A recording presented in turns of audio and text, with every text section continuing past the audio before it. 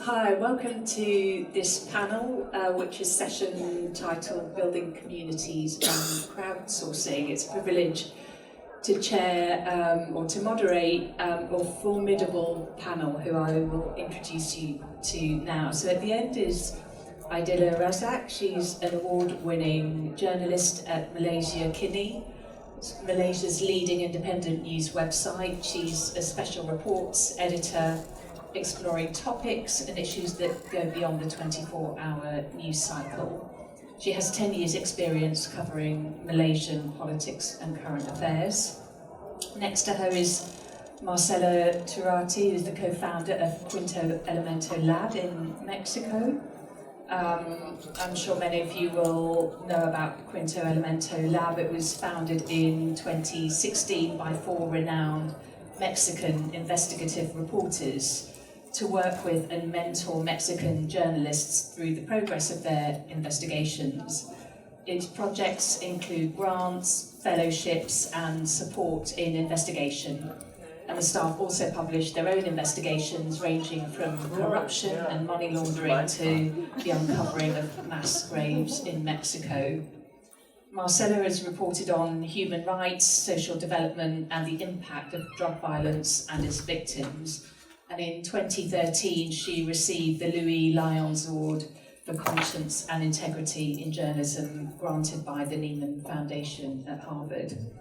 She was described by the foundation as a standard bearer for the journalists who have risked their lives to document the devastating wave of violence in Mexico.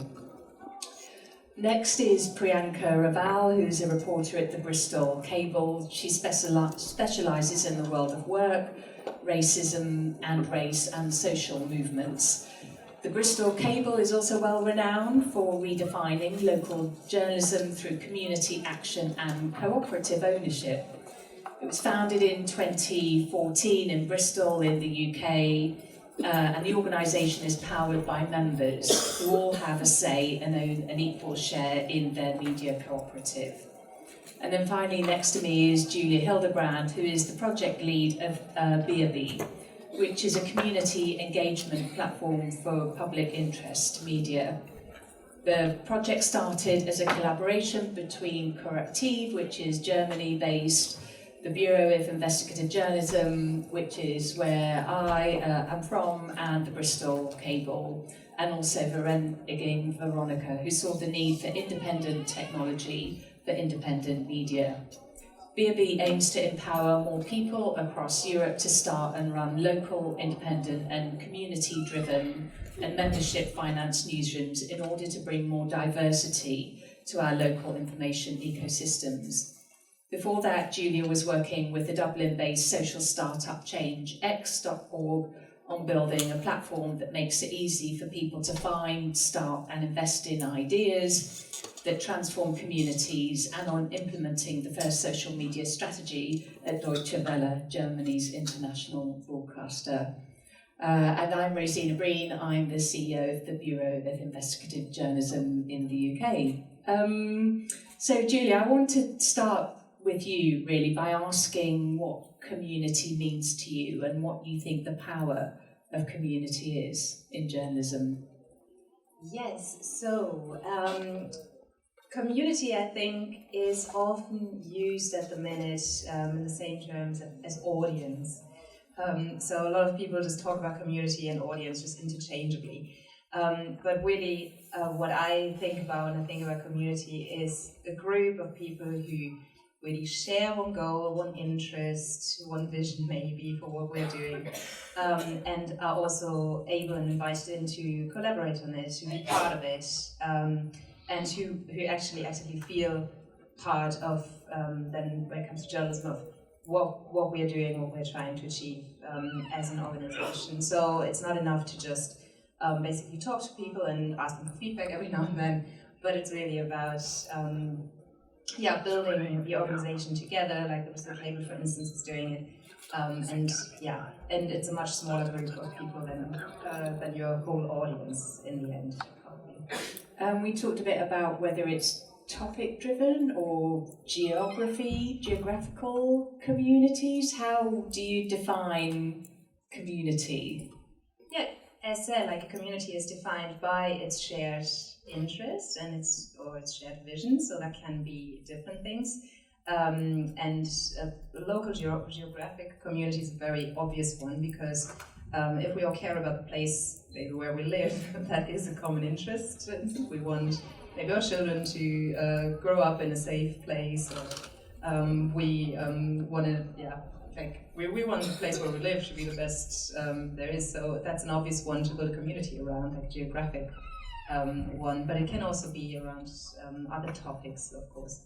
So anything where we share an interest. Yeah, and Priyanka, for you and the Bristol Cable, you have a specific geographical patch. Yeah, I mean, in terms of what community means to us, I guess broadly Bristol, but I think there are larger communities as well. But within Bristol, community I think has always been really coded into the DNA of the Cable, because I don't know if people are aware, but for the Cable, our two founders, Alon Avaram and Adam Canwell-Corn, they had the idea, the principle of community engagement and action first, and then the idea to make that a media outlet came second. And they're not reporters by background, they're more community organizers. So actually when they first turned up in Bristol, fresh out of university, the idea was to have a bakery. But you have to wake up really early to be a baker, and you have to know how to make bread. So they pivoted to local journalism. And I think community is really why the Bristol Cable took off, instead of just living and dying as a pipe dream of two friends who didn't know what to do out of uni in 2014. I don't know if you know Bristol, but I really think this local context is important in terms of thinking about communities.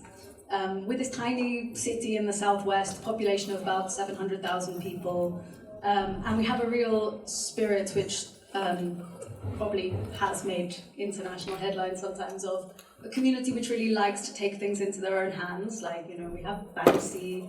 In 2011 we had a riot because the Tesco opened.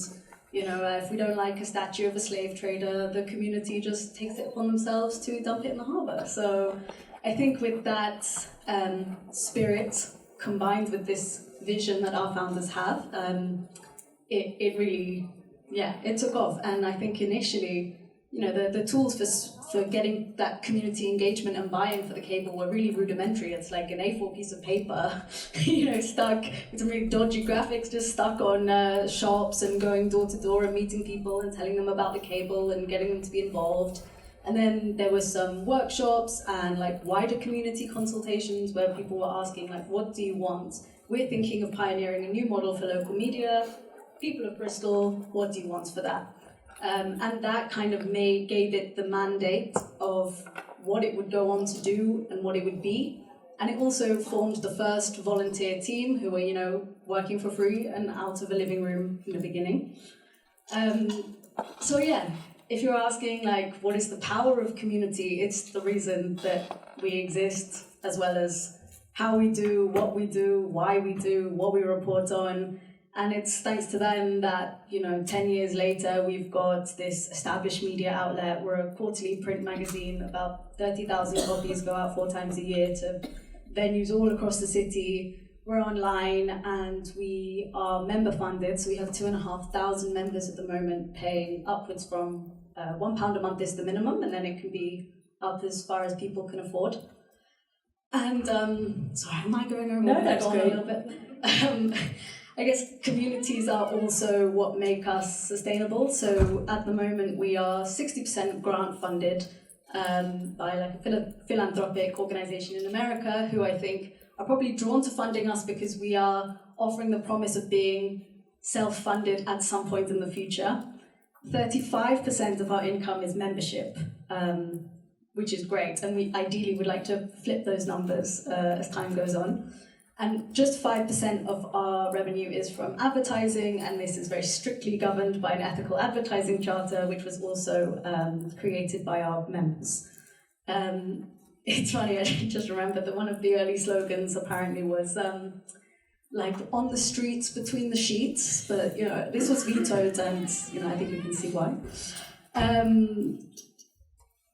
Yeah, okay, there's much more I can say, but maybe I'll stop there, except for that I think wider than Bristol, then there are communities of practice which I think really help us. So there is the investigative journalism community, obviously, with like the Centre of Investigative Journalism, the Bureau of Investigative Journalism, Open Democracy, who we've partnered with, you know, Corrective, like the co-op support group in the UK, and, you know, we're also leading the way, I think, to forge this new community, because the cable really was pioneering in setting up this kind of locally owned model, and, you know, we're helping other media outlets in the city, from other cities like Leicester and Oxford and Glasgow, helping them set up their own local media outlets.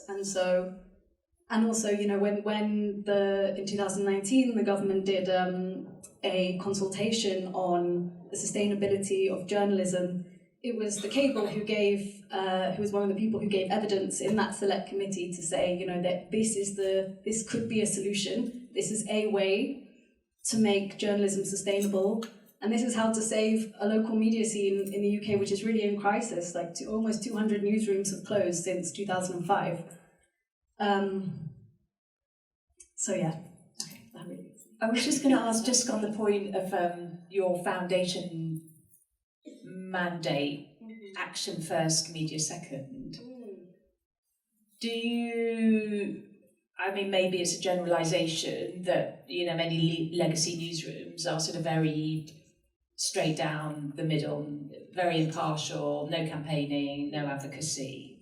And so did the fact that the founders have this sort of very community-rooted, community-involved, equipped mandate from the start mean that you do take a sort of advocacy, sort of campaigning stance, so communities, wherever, and it's very diverse communities in Bristol, will feel that you're on their side or working with them? Yeah, I think it's a really delicate balance to achieve. I guess because we were so principles and value driven, that the people who buy into us share a kind of community of values. And also because of the democratic way in which we are funded, those people can continuously hold us to account for following those values that they signed up to. And I think one of the questions that was asked to members, to the people of Bristol, was how much room for political activism is there in journalism? You know, is that a problem? And I think, you know, campaign journalism did become, because of what the feedback that we got, it did become a real tenet of what we do at the Bristol Cable. So there have been lots of campaigns that we have led on, both kind of in an editorial and an advocacy kind of way. So, for example, the Boot Out Bailiffs campaign that we ran, which was against the council's use of bailiffs to kind of forcibly get council tax from people who hadn't paid it. And we ran this campaign, and they did abolish their use of bailiffs. So and there are other examples like that of running kind of successful campaigns which coalesce a lot of community groups to fight for change in a meaningful way. So we are exactly that. Campaigns, community, and editorial have always sat together. Great, thank you. Adila, Malaysia Kini was founded in 1999 for a specific reason and amid political turmoil. Could you tell us how your community of followers and readers supported you in the early days? So they essentially helped you build the newsroom. So I guess before I start, maybe I should give a quick primer on Malaysia Kini. So we were founded in 1999 at a time where there was not a lot or any independent media in Malaysia at all. Media was either owned by government or owned by political parties which were in government. And at that time, there was a lot of political turmoil, as Rosina said. Our Deputy Prime Minister was sacked. There were, I wouldn't say rioting, a lot of demonstrations in the streets, but at the same time, because this is against the government, nothing was reported in the media. So if you did not live in Kuala Lumpur, you wouldn't know that this was happening. if you were living in another city elsewhere in Malaysia, this would be something you would only know if you had relatives in Kuala Lumpur, or if someone had passed you a VCD of something that had happened, a recording of that. So that was the background in which Malaysia Kini was founded. Our founders, Pramesh Chandran and Stephen Gunn, they wanted to tell this story truthfully to people outside of Kuala Lumpur. And at the time, the internet was becoming more popular in Malaysia, and the government wanted to get a lot of investments from abroad, and they had guaranteed there won't be any censorship on the internet. So, taking advantage of that, they started Malaysia Kini News, a website. So at first it was free, but it became just unsustainable. As we know now, it's not possible to run a website that's free with no advertising at the time. No one wanted to advertise in this kind of dangerous media. So they had to change the way it was funded into this kind of subscription model. There was no other model, no other media like that at that time.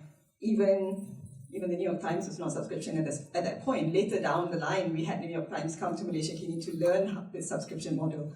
So we just basically had to turn to our readers and said, if we don't pay us, we have to go bust, and you will probably go back to the way that we were before, where everything was just backed out by the media. That was really like a holy grail move, but at the same time, it was supported by an international grant. So they decided to, like the founders of the organization decided to provide a small share of the company to get a small grant so that we would survive this, in hopes that people would actually start subscribing, and they did. For the longest time, we were the only media in Malaysia which had this kind of subscription model, because no one else could replicate it. No one else could show value in show value to the readers, that why should we give you money? Because no one else was able to be as independent. So in a lot of ways, our community has always been those early supporters, people who have been with us for the past 20 odd years. And in exchange for the money that they gave us, at that time, we thought that there was no other place for them to say how they feel. There was a prevalent censorship everywhere. So there was a comment section underneath all stories, and people would express how they feel, and it was never moderated, it was never censored in the early days.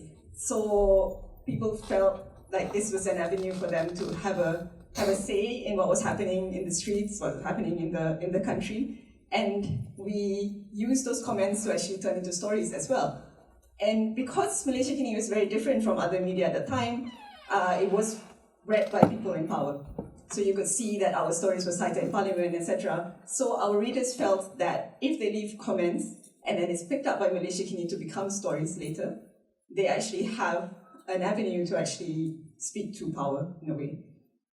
This became dangerous down the line. We were raided several times because of comments, and we were asked to give the identities of the commenters. But even from the start, we knew that this was going to happen. So when people register with us, we only really just take their email addresses. So people can give any email address they want, and if the authorities come and ask us for details of this person, we don't know. We only have their email addresses. We have never given any of those details to the authorities, even though they have asked several times.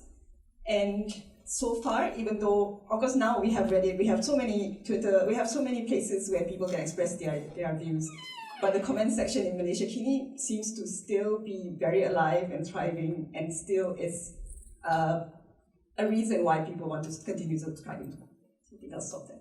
And so trust and advocacy is also really key, because essentially those people filling in the comment sections are your sources to some of your potential stories, and they need to know that you will look after them. And absolutely. Trust is huge. So the fact that we never divulge the details to the authorities, whatever they say, that's really important.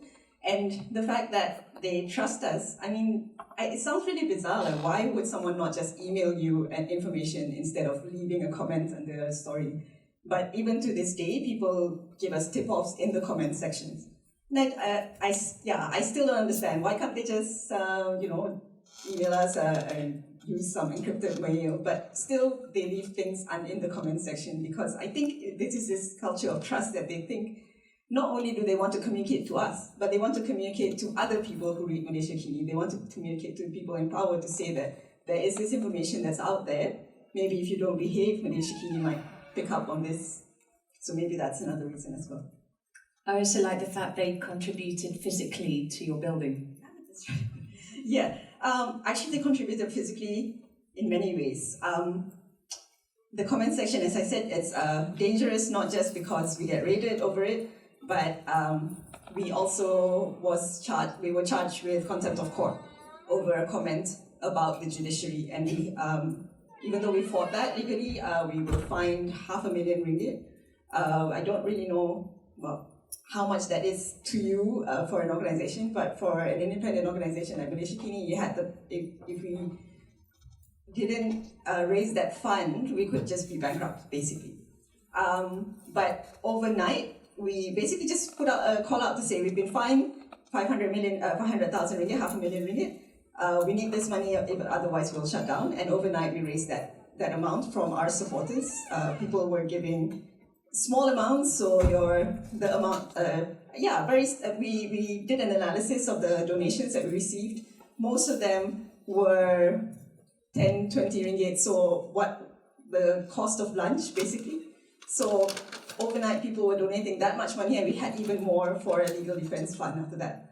That was one way. And our building for quite a number of years was basically this an office above a bus station and next to a car workshop and like a small cafeteria, and everything was very DIY.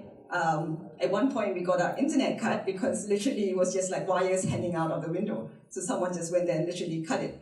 So it was just really unsafe to be there anymore. We had people splashing paint on our doors, things like that. So we needed a safer place, a safer complex. But again, we don't have a lot of money to throw around, and it was really hard to get a loan. Again, we went back to our community. We ran this campaign where you could buy a brick, like a metaphorical brick, to build this building, and you can put your name on it or any word that you would like. And we raised enough money to actually buy a building, and now we have this brick in our office, and people can just come in and see their name on it. So really, a lot of everything about Malaysia Kini has been about community building and getting community support. Great, thank you. Marcelo, Quinto Elemento Lab are 4 organisations that came together.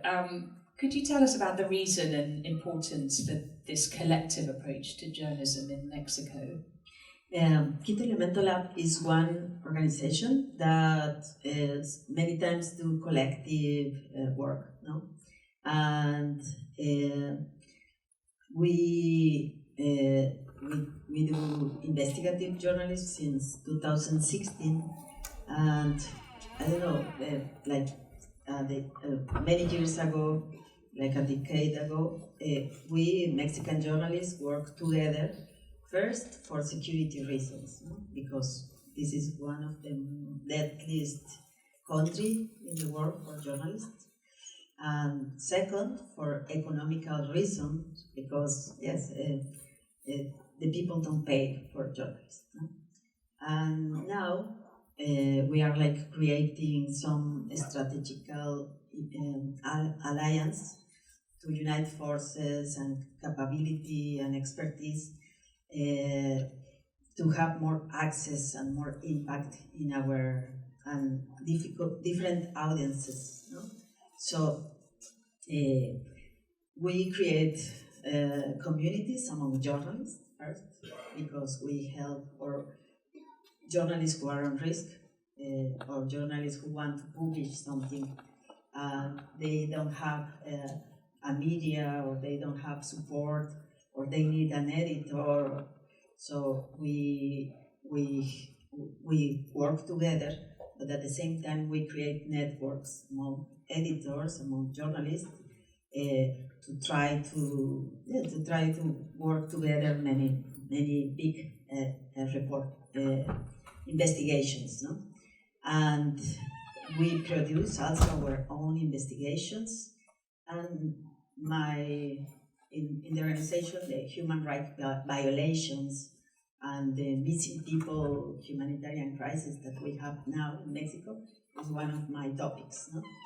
So we were really worried because many human rights defenders or communitarian defenders are being killed or disappear, no? And because there is this environmental, the people just feel like hopeless. So for organizations, we talk among each other. We say what we can do to empower the local journalists, like the communitarian radios and the really local journalists. So we create a project and we make a public call for all communities who have a story about resistance, no? The stories of communities that have had victories in protect their natural resources, life, culture, that they can postulate their own communitarian journalists, and we to do a podcast. No? And the project, we call it Periodismo de lo Posible, that is like journalists who speak about the possible or the stories of the world's possibles. No? So like many communities send their postulation, and so we came together, journalists, like formal journalists, I don't know what's the name, but and communitarian journalists, or even local, really small collectives. And so we start producing the stories for one podcast, and I want to show a little of pictures about this. I don't know, because yes, in Quinto Elemento we are a lab, no? So we are always exploring ways to go and to penetrate the communities, and in this moment we are like trying to see how to work with these defenders who are on risks, no? Okay, these are the 4 organizations: Quinto Elemento, Ojo de Agua, La Sandía, and Redes.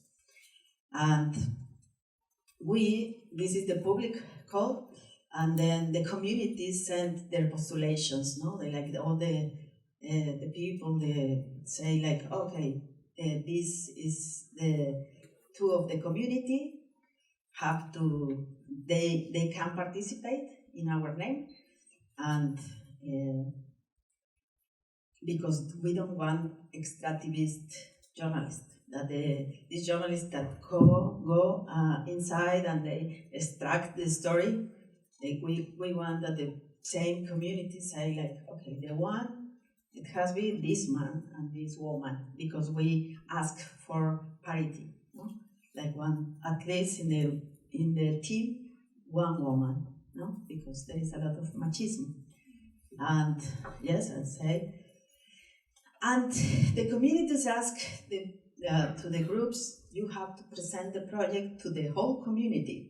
So you have to ask permission, and the community select who will speak, no? And sometimes it's the whole community or the kids or whatever. So in the Asamblea, they vote and they say, okay, but you have to do like this way, and this is our story. You have to return to us. That is important. They're returning to the community the story that they give. So it was like really difficult, and many of them don't have Wi-Fi, no, or not electricity. So to combine, one journalist was like mentoring the group. Each group, it were 12 groups. So we have like a seminar with different topics about how to tell a story and how to investigate, asking questions and things. We were like 50 people because in one of the teams is a school, the 15 students, they were in these seminars, in these classes that every 2 weeks we explain. So we say like, oh, you have to do it like how to structure your story, and like with like you have to como un tendedero, that's the name, like yes, hang on each scene and each that. So this is a group that is in there putting the story, and some things we were like digital, some were like presential, in presence, and we have a first campamento. Yes, we went together like a retreatment, and we talk about how to do that the territory speak. No, we have to collect the territory sounds. No, and how is the best way to do it, and to good technical noise, no? Technical sound. And so, and we have also about the storytelling, the first camp also try to see your story is chronologically this, but the community has to validate, because some groups say like, oh, this is the story, and then the community say like, no, it's wrong. That didn't happen. It happened like this way. No? So they went to the communities, and the communities get together, and the local journalists or reporters, communitarian journalists, start interviewing them. We have a lot of sessions of edition, things like that. Sometimes we, in cell phone, we have to. Okay, this is in one moment we finished like 80 hours of training. And we were together at the end, everybody with their story, and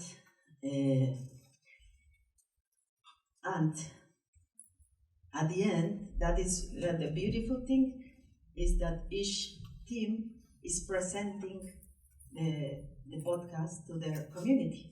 So they are doing like Zooms and like big presentations, press conference, because they feel that this speaks about themselves and about their fight, and also because it's a podcast to recover the hope, yes, to see that they have done a lot of things, and to inspire another communities to fight against minery, against gasoductos, oil mega projects, governmental projects to clean the river. This is another example. Is they present a project for collecting the rain because they don't have water in the communities. And yes, each team do like different presentations, and this are the organizations, and we work together with this. And I don't know, this is 1 minute just a presentation, but okay. But we don't have a sound, but okay. De defensa del territorio, desde las victorias contra el despojo y la destrucción. 12 relatos que disputan las narrativas del terror y la desesperanza. Porque narrar historias es una forma de resistir, de hacer memoria y de compartir.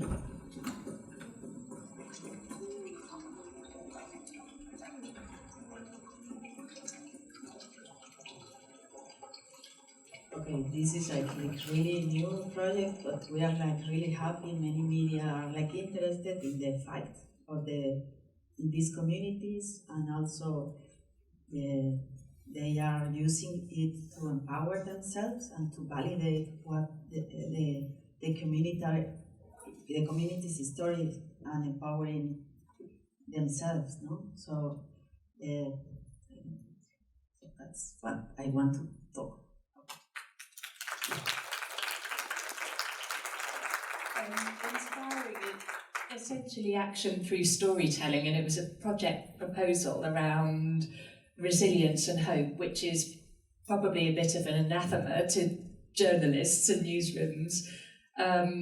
But also it was community organising, community narrated, community equipped, and absolutely gender equality. You had women narrating their stories, so the sort of confidence of voice, the confidence to be able to interrogate, and I think, we talk a lot about impact and what is the legacy and policy change, but actually equipping communities to be able to advocate for themselves through storytelling is totally powerful. I was going to ask you what surprising places the experience of working with this community or these communities have taken you to. So what were you challenged by? What did you learn? What surprised you?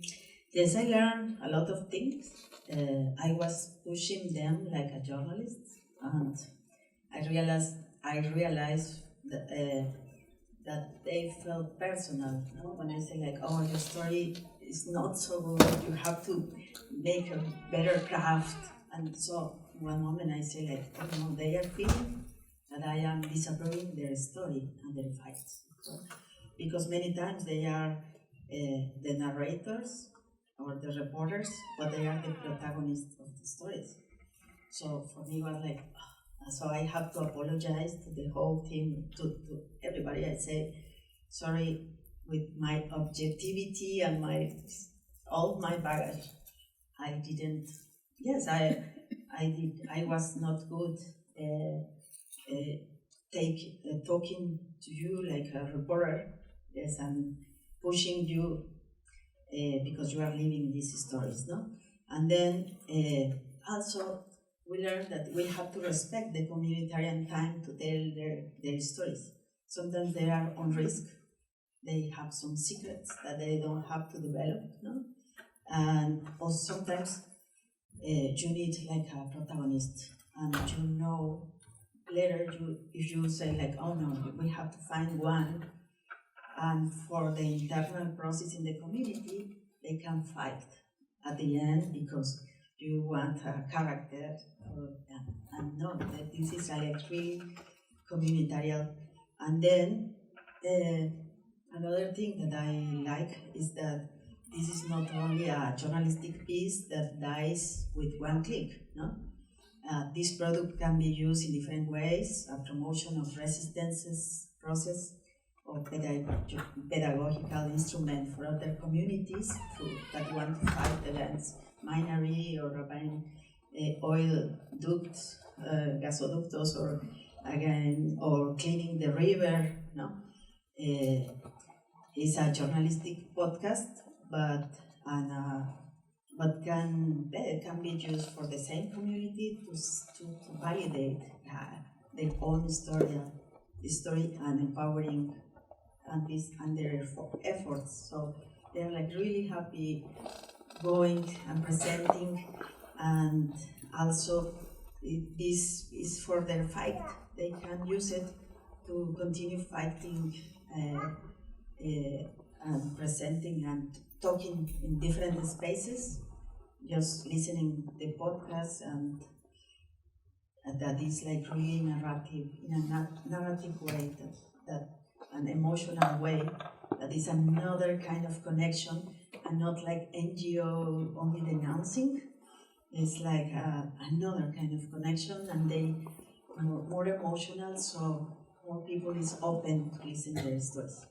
Yeah, and journalism is a human endeavour, so it was human storytelling. Amazing. Julio, I was fascinated by the crowd newsroom at Corrective, which is a different approach to commissioning and news gathering from the community. Could you tell us more about that and give us some examples of deep investigations that you've done through your crowd newsroom? Yeah, so for me this is actually also a continuation of the things that you're also talking about basically empowering people in communities as well. Maybe just a brief comment on that as well, because we are on an investigative journalism conference where we talk a lot about holding those in power accountable and investigating those who are in power, basically, and making a difference by doing that, right? And then we give people the information about who has been corruptive in our government or something. And it's not really anything that people can do much with and that they can really act on, or it's important work, obviously. Sorry, I didn't want it's very important work, but I love all these community focused or this community focused work is that it's looking at how journalists and journalism and media organizations and storytelling can actually be there to empower all of us and to give us the tools, basically, to find our voices and to be part also of our democracy beyond just going to the voting bales, and of course also not all democratic countries that we're talking about, but so really thinking about when you are as a media organization working more community focused, to me that's really about a power shift and working on a power shift there. And I see in countries like Germany that where Korrektiv, of course, is that people are not very used to being asked also and to being included and being involved. And it's a very hard, very intense, work intense process to actually do that. And I've lived in Ireland for a while, and I felt like there was much more of a sense of community and people actually being open to working together and getting involved in a project like the Bristol Cable. I feel like that's much harder in some other countries. So so coming to our crowd investigations book for Korrektiv, that has been a really great tool to actually go out and connect with people and look at how can we actually involve them in the work that we are doing and along the process of doing our investigations, and looking at topics where you actually need a lot of input from people to go and investigate those, things that are not there already in existing databases or that you can't discover by just going around and doing interviews. There are very different examples to give. I start with a local example investigation that we have just been doing right now, which is very simple for basically just local media about safety for children to get to school. So it was about asking people in especially the city of Cologne if or where there are spots where their kids are in danger of getting to school. Are there places basically where there are traffic lights missing or something, where they're really in danger of getting to school and maybe you can't let them go on their own. Parents have to go and take them. So really looking at a topic where in the city of Cologne every parent at least would have an opinion on. And that way you of course can investigate and look at what are the problems there, where's infrastructure in our city missing basically for our kids to be safe, and you can also give people something that they can use to then go to, for instance, city council and say that something needs to change here, and this is an experience of people then also see that there is actually a change happening afterwards, after they've been part of this investigation, that they actually feel powerful again, and they're also more inclined to work with you again and to work on and giving their opinion or giving their input in other ways. So it's a very strong tool for bringing them in. And another example, which is very the same tool, basically also collecting data from people on the ground, was an investigation in Somalia, which was about investigating who is actually making money with charcoal there, which is a very big business, and with the help on people on the ground, spreading questionnaires about getting the information of where is deforestation happening, who is behind it, who is doing the work, what's the whole chain, basic process of taking the trees down up to selling. That was another investigation that was done recently, where you were then able, basically through the input of people who also uploaded evidence through photos, for instance, geolocation data, people just working at some point in this industry, could basically help to give evidence of what was actually going on there. And as a result, we could find out and show who is benefiting or who makes profits basically in this business. And my colleague Mark Engelhardt is also here, who is running the Crowd Newsroom, actually a collective. I'm running a different project, but the Crowd Newsroom as a product and the technology that's behind it is close to the technology that I'm building, or we're building basically technology together. So if you've got very detailed interest as well in these investigations, Mark can also afterwards maybe give some more detailed input on that. But yeah, this is a way to really bring people into the process of our investigations, and also then them becoming like kind of stakeholders of the broader work that we are doing in the long term. And by repeating that work, doing it again and again, I think people just can kind of find different role in journalism. So. And you also investigated the rental market in Hamburg via your Crowd Newsroom. So these are also sort of local and global things that matter to citizens. I was going to ask engagement. You use the word engagement. Is it also about building trust with communities? Has that taken time? They want to see the outcomes of what you're doing, or to know that you're really on their side? I think that is what is happening then as well. We all know that journalism has a trust problem, right? I think agreement. So a lot of people don't trust in media anymore. I think there's definitely a path to that by involving people more, and them also, like, what's the worst thing that you can do in this whole process. Basically, we could do these investigations, but then people never hear what happened with them really, or did it have an impact anywhere, not following through, just dropping it, and then of course it would also be a way of doing the opposite and losing more trust. So what's important then is really to see these things really through, and involving people also after publishing a story, and taking it on to the point where you can actually see what has changed now. Like, have they built another pedestrian crossing now in Cologne for those kids in a specific school? Like, what's actually happening? So taking people along. So it's helping, I think, to build trust, and Collective are working in a way that we are also partnering with more organizations. So Collective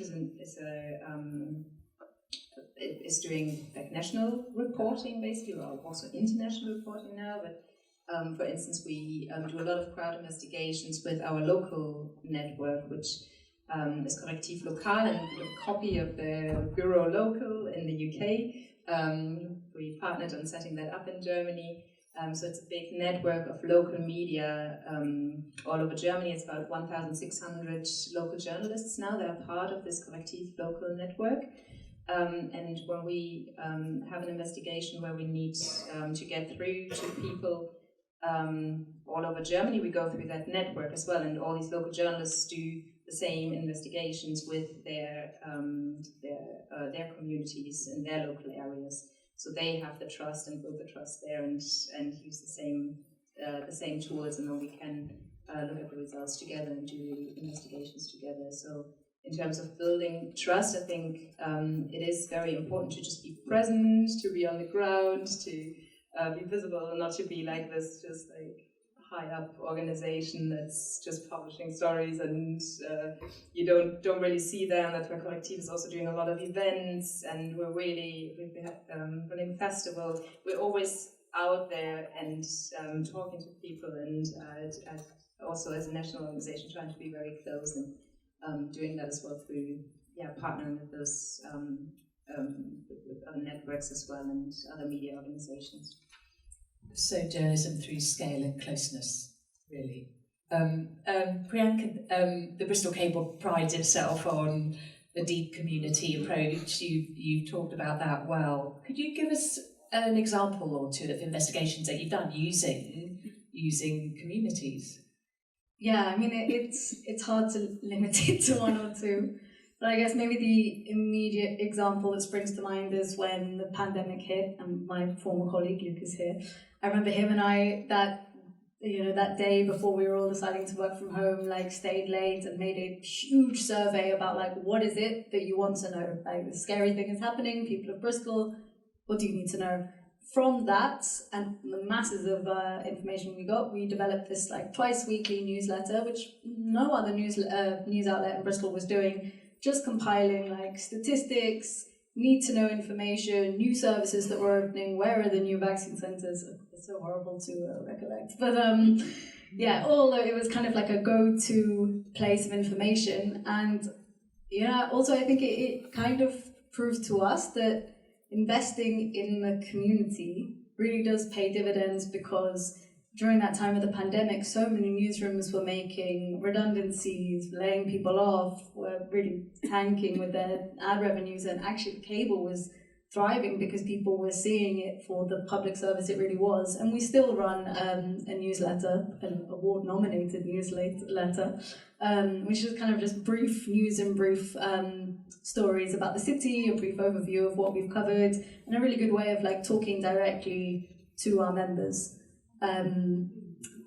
What else? Yeah, in terms of the community, so with this platform, the BOB platform, it's really enabled us to make a lot of like very quick call outs, both to members and just the general public, about anything we need information gathering on. And I think that is probably the most direct way we are asking communities often for like opinions or tip-offs or advice or evidence gathering. So for example, when it was the local elections, we gave people some options of issues, but basically did a call out to ask, what are the issues that matter most to you in this local election? We compiled a list of about 10 or 12, can't remember.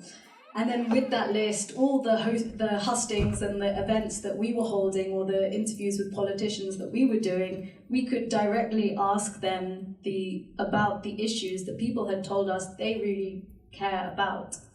And yeah, I think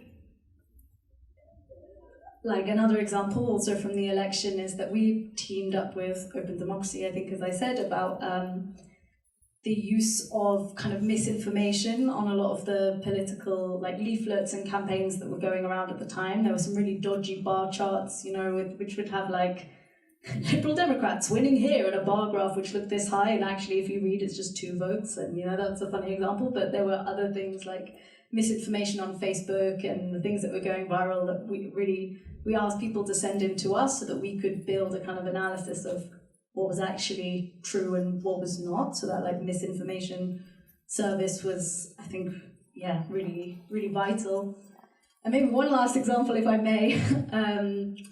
In 2021, I don't know if people have heard, but there was the police crime and sentencing bill that the Tory government was introducing, which would pose a significant threat to our ability to protest and assemble. And there were quite a lot of like draconian measures in that, like raising the sentencing for being a nuisance or causing criminal damage and things like this. So there was a huge protest in Bristol, obviously, because attacking our right to protest is like it's cutting off our oxygen, And it started as a very peaceful protest, but it's true that on the first day it did kind of descend a bit into some quite like hectic scenes between police and protesters, and Bridewell police station got a bit smashed up.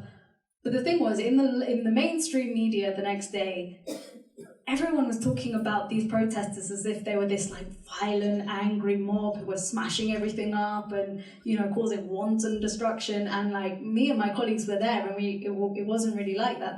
The police were using quite excessive force. And another thing that was reported in a lot of the mainstream media was about Avon Somerset Police had released a statement saying that one of their officers got a punctured lung and there were many other broken bones. They actually retracted it later, but not before it had been published everywhere that this had what happened, and it hadn't happened at all. And in fact, we, through a call-out, managed to catalogue a whole litany of gross excesses of violence by the police to protesters.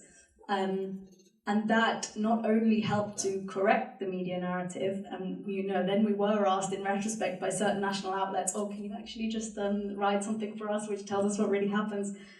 And also we used that evidence to participate in an IOPC complaint, which was doing the investigation into the police. And our communities was really like, it was vital for that. And I just wanted to ask you on a sort of personal level, we talked about you were on the ground during the sort of protests around the sort of Colston statue and so on, and Bristol being a diverse city, and so there was sort of the pro and the anti, and you were on the ground, actually sort of in the middle of the... How did that feel, and did people sort of perceive you to be on one side, being on the ground when there is trouble? It is difficult when you're a journalist, and you are the voice of many communities in that city. So how, from a personal perspective, how did it feel for you? Yeah, definitely. I think, you know, so far I think I've been really hyping about this beautiful synergistic relationship we have with the communities of Bristol, but the reality is obviously way more complicated. Bristol is one of the top 10 most segregated cities in terms of race, in terms of educational and in terms of educational outcomes. So, you know, we have a neighbourhood with the highest number of kids who go to university, for example, and the neighbourhood with the lowest. And it works like many cities, I guess, with the kind of more popular affluent areas in the middle, and it gets sort of more deprived as you go out. And obviously in the suburbs, they're harder to reach. And I would be lying if I said that the cable had a perfect relationship with all the diversities of community. Like, we really are trying to, and things like Aryan, we do an Aryan focus series where we go into, which is doing that kind of more granular, like hyperlocal journalism you were talking about, Marcella, of like going into an area and really trying to understand that community. But obviously these differences are so vast and so disparate that it can be really hard to bridge that divide. And in terms of what happened after the Colston statue that you mentioned, so I'm sure a lot of people know that the Colston statue was pulled down, rolled into the harbour, great jubilation. I was there, happy times. The week after was a counter-demonstration, which was basically like an assembly of far-right, more kind of nationalist people from Bristol. And it got quite rowdy. They were sort of there ostensibly to like protect the cenotaph or like all lives matter, things like this. But basically, as the day went on, and there were people giving out like cans of beer and cans of cider, and the crowd were getting a bit leery. And at one point, they pulled down a lot of the Black Lives Matter signs that were standing up on the plinth and tore them up. And then a lot of the journalists kind of scattered. I think it was maybe me and one other poor photographer who got caught a bit in the middle of this. And I think the things that people were saying to me were some of the most like hostile, racist things that I've ever heard in my time in Bristol, which I think I was kind of able to observe with a kind of journalistic objectivity of just like realizing the gulf of experience that exists in Bristol. And a lot of the things they were saying, you know, and I was just trying to talk to people, like, why are you here? Why have you decided to come? Like, what does this mean to you? And, you know, people would be trying to pull a phone out of my hand or saying, like, she's part of the Marxist media, which is never how the Bristol Cable have advertised themselves. Or, you know, saying, don't talk to her, she'll just twist everything you say and she'll just cut it up and clip it in this way. And I think, yeah, I guess the lack of trust in media more broadly is always going to be a bridge to be able to being able to really access some communities, because they're prejudiced against you from the start because of the preconceptions they have about the media, and, you know, not without cause sometimes.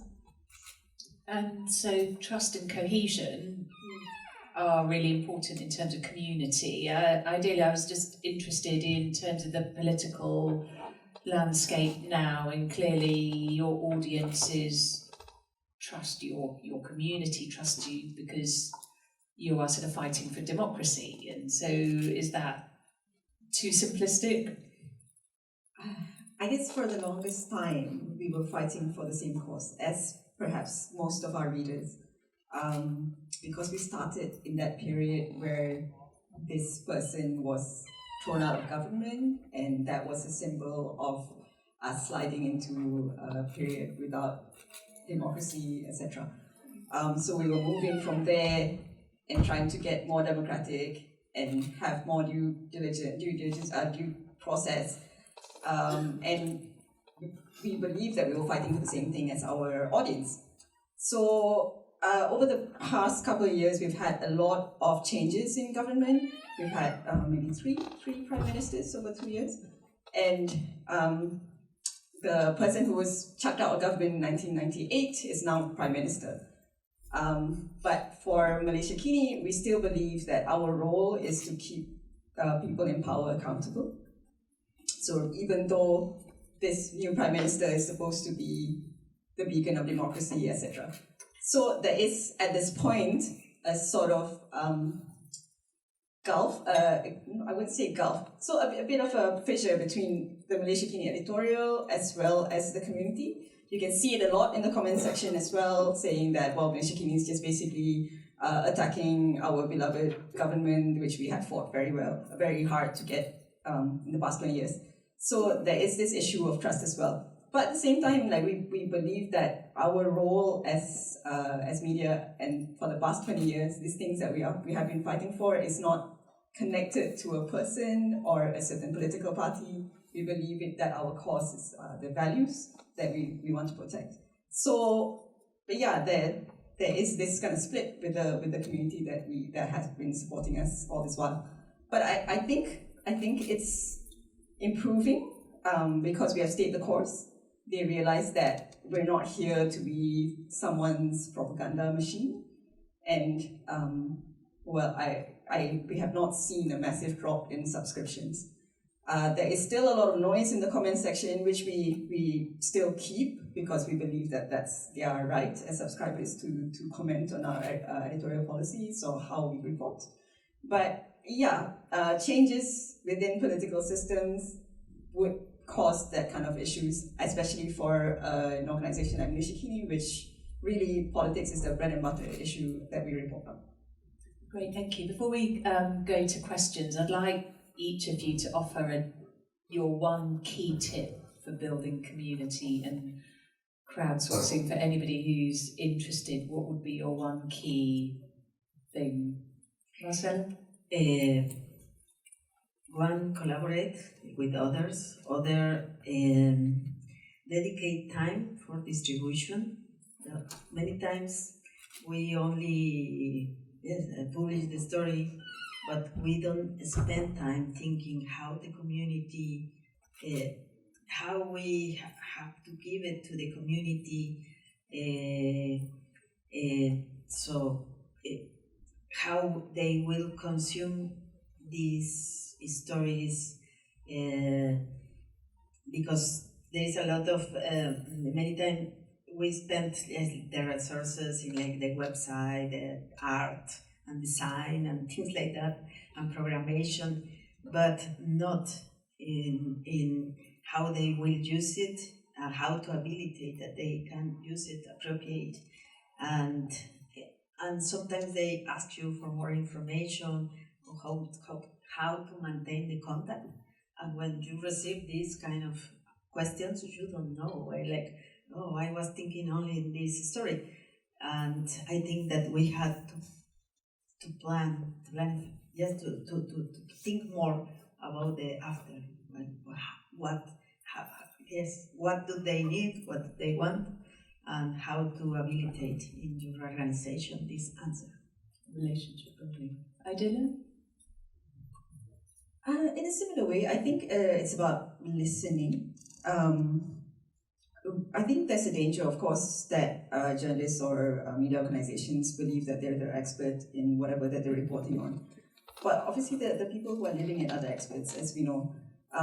So it is about listening, and when people ask, you should try your best to answer. I think there's a lot of times where, even for us, because we've got traditional, it's just story and comments, so that's quite common now, but we pay very close attention to the comments. So when people ask, we do go out of our way to look for this person's email address and then answer them, because that's what people are looking for. They don't want just this one-way communication, basically. Okay, Brian? Okay. Yeah, I mean, definitely agree with both of those things, and maybe building on the idea of one-way communication, I would say, like, give people a stake, like a meaningful stake. Give them the right to guide you as well, as opposed to, just make, like what you said about reporting, but I think, with us, it's also the which direction should we go in? Whose money do we accept? That was one of the things we asked our members. Should we take this Google News money initiative? And they said no, and so we didn't. So it's giving people, I think, agency and a say and a right to shape the thing that they are funding at the end of the day, the thing they are crucial to our survival. So just giving people a steer. Thank you. Julia? Yeah, I feel like I have to say something about technology at this point now, because I'm actually the non-journalist on this panel. I'm a product person. I've always been through my career working on basically products and technology. And I'm working on this basically relationship building software called B&B right now, which started with this cable. So it's like, to your point, like basically looking at building the long-term relationships with people, and also starting there. And a lot of you are probably part of newsrooms, or so long-build newsrooms where it's hard to transition to kind of a community-focused model. That's why I'm also mostly working actually with startups and young media organizations who really bake that model into how they work. And for them, I would always say, like, really start with the relationships first. Don't even have to think about the stories yet that you want to tell. It doesn't matter what you want to tell. Just start with the people, start with the relationship building.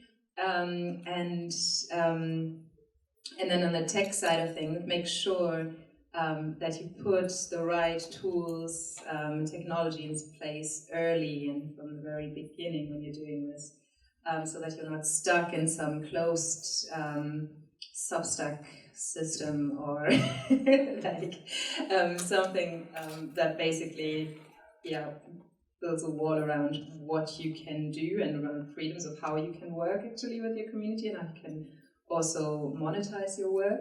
But look for technology that is open and that allows you to do these things and this relationship building at your own terms and with your community. And I think that's what probably we are building stands for. But there's other technology out there as well. So the choice of technology is very important, and this is just a message that I've got. So don't just go with what's convenient.